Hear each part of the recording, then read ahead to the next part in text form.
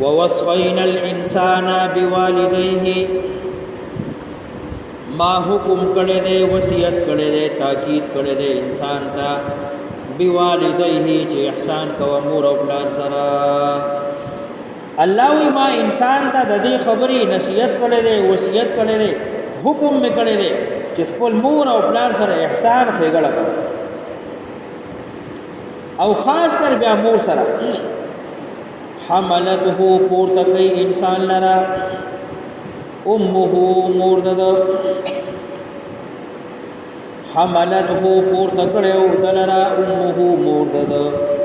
وهنن علی وهن کمزورتیا سره د کمزورتیا نه کله چې دا بچی د مور په خېټه کې نو دې سره مور باندې کمزورتیا راځي بیا چې دې عمر سره رو لویږي نو دې حساب سره داغه استړېواله داغه تکلیف داغه کمزورتیا زیاتی حملته پور تکړو انسان لرا امه مور دد